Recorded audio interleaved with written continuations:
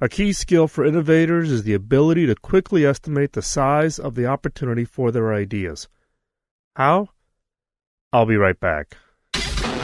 This is the Killer Innovations Podcast with Phil McKinney. Keep in mind that the information and opinions expressed in this podcast are Phil's, and Phil's alone, and they don't necessarily reflect those of his past, current, or future employers. Now, here's Phil McKinney. So, you've come up with that great idea. How big is it? Some get hung up with coming up with that perfect answer. Now, I can't tell you how many times I've had people come to me with a great idea, and when I ask them for how big the opportunity is, they tell me that they need 6 months and $1 million to go off and contract with some market research firm. That's not good enough when you're just trying to rank the ideas.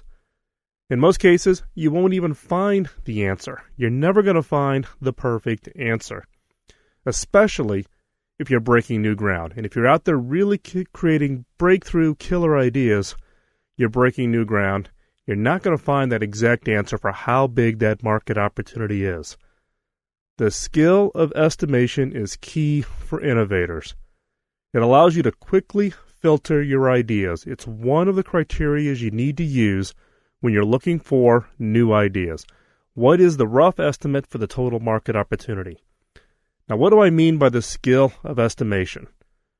Using the information you know to create a good estimate of the market opportunity for your idea.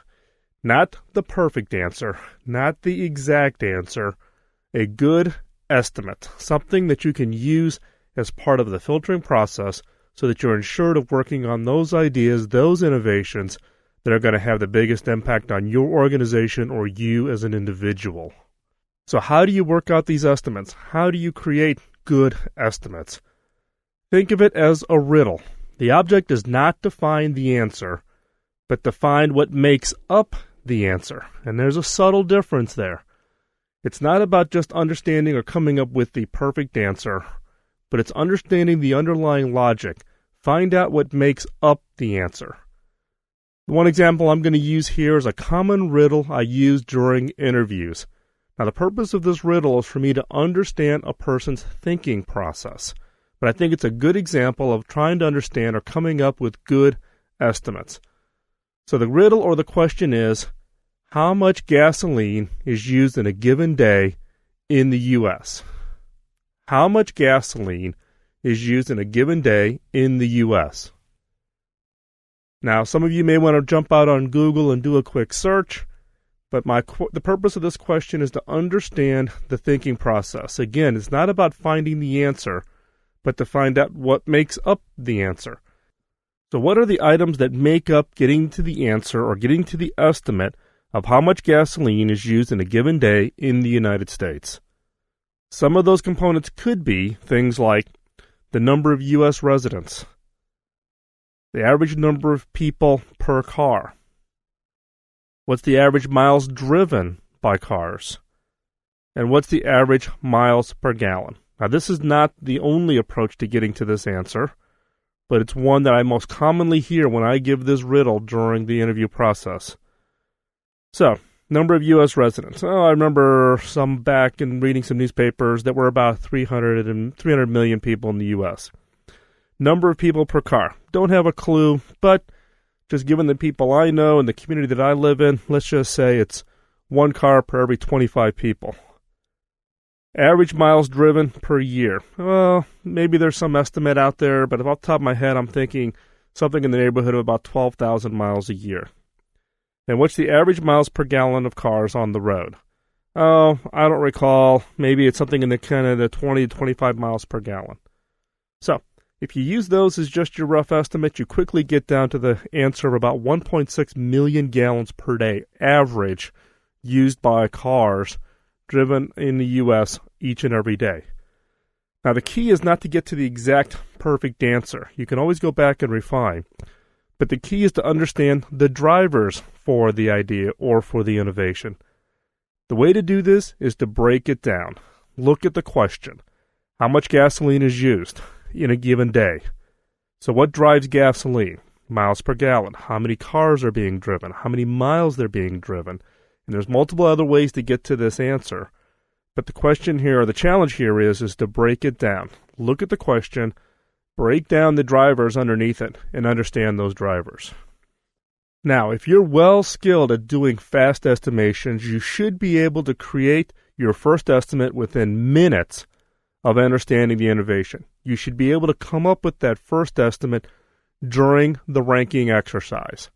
Now remember, the process is focus, ideation, ranking, execution. The purpose of the ranking phase is such that you come out with the best ideas that you're going to focus in on the early stages of execution.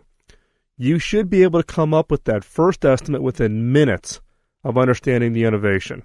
It's to give you that ballpark that you can refine later. But you're not done yet. The objective of the estimate is not to come up with the total market or understanding what the total size of the opportunity is, but you also need to understand the timing. How is that going to play out over time? So the first question you have to ask yourself is what is the life cycle of your idea?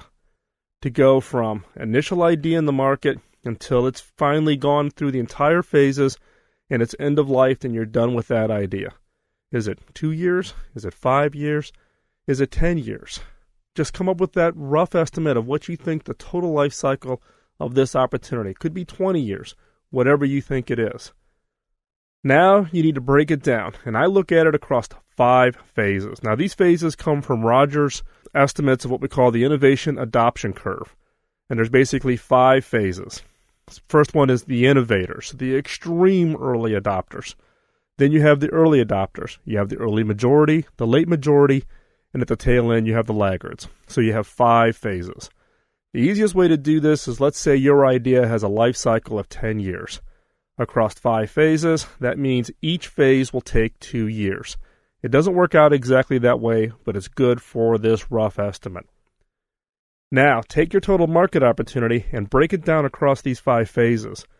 Early extreme innovators, the far ones that are really out there at the front edge, people who are taking on those new things right from the beginning, is roughly about 2.5% of your total market. Early adopters are about 13.5%. Early majorities about 34%. Late majorities 34%. Laggards are 16%. Now you've taken this total market opportunity and you've broken it out over this innovation adoption curve. Again, innovators 2.5%, early adopters 13.5%, early majority 34%, late majority 34%, and laggards at 16%. Now you're not done yet. Now apply the market share for each of these phases. For example, if you said that you were going to get 20% of those early innovators, that means you're going to have 0.5%. 0.5% for the first 2 years. Now be realistic. Don't say that you're going to get 90% of the market share. Understand what's already in the market. Get a feel for the leader in your industry's only got 15%. The odds are in that first phase, you're not going to get more than that 15%. So be realistic, be conservative. So apply the market share to each of those phases. So if you look at it across all those phases, you take the total market estimate that you've done as kind of a back of the envelope. You broke it down across the 5 phases, evenly spaced over the life cycle of your idea. Run it through with a real rough estimate from the standpoint of what your market share is going to be. Now look at that opportunity. Now, if you need to get to a revenue number, just apply an average revenue per unit or revenue per customer, just to get a feel for what the total dollars is. The question you need to answer is does this idea fit into the economic model of your business, of your organization?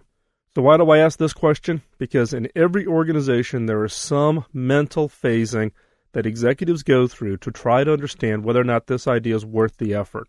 Some may be that they're looking for a certain amount of revenue within a certain number of years, meaning it's going to be meaningful to the organization.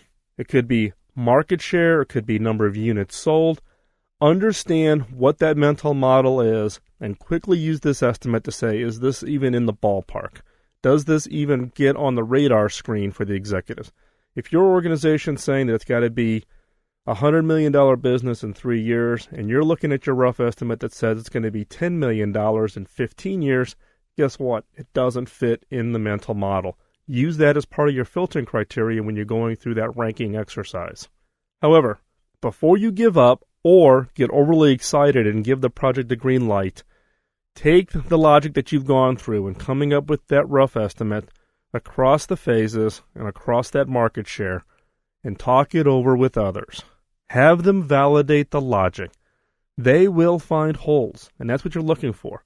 Because again, you're not looking for the exact answer. You're looking for the information that will get you to the answer. And you should be able to apply logic that says, if my market or my total answer that I'm looking for is this, here are the component pieces that lead to that answer. And what you're asking for, by verbally walking people through the logic that you've applied, does this make sense? Am I missing something? Are there drivers that I'm not understanding in this rough estimate? During that discussion, have them help you identify other drivers that could impact that estimate. And then determine the sensitivity. Which of those drivers will have the biggest swing on the numbers? For that gas estimate, there are really two drivers that really have the biggest impact. Average miles driven and miles per gallon. If I get those drivers and understand those, then I understand what's going to swing the answer one way or the other. So in this case, what's the sensitivity? What are the drivers that are in your estimate that have the biggest swing on your estimate? And understand those just from the standpoint of walking you through and understanding the basic math. We're not looking for highly accurate ROI models. Keep in mind, we're looking for those rough estimates. Once you understand that sensitivity, go back and ask yourself, how do you improve your idea to help leverage that sensitivity? Understanding those drivers, what can you do to the idea? How can you improve it such that you get the best advantage from those drivers that will have the biggest impact on the overall opportunity size? And then the final step during the ranking phase is, how does this rank with other ideas on your list? You've gone through the 5 key questions. You've gone through the ability of the organization to execute. Now you're going to use this estimate to understand how big this opportunity is. And the key question here is how does this rank with other ideas on your list? If this is one of the top ones, then take this exercise and refine it.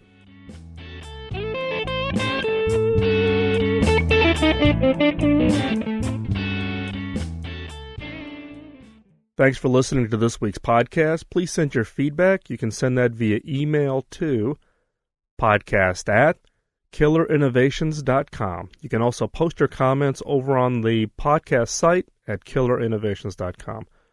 You can also now follow us on Twitter. You can follow directly with Phil McKinney. You can also now get a weekly feed from Twitter for the Killer Question of the Week. Just go over to Twitter and follow Killer Question. Also, feel free to join into the community. We now have the Killer Innovations community up at LinkedIn and over at Facebook.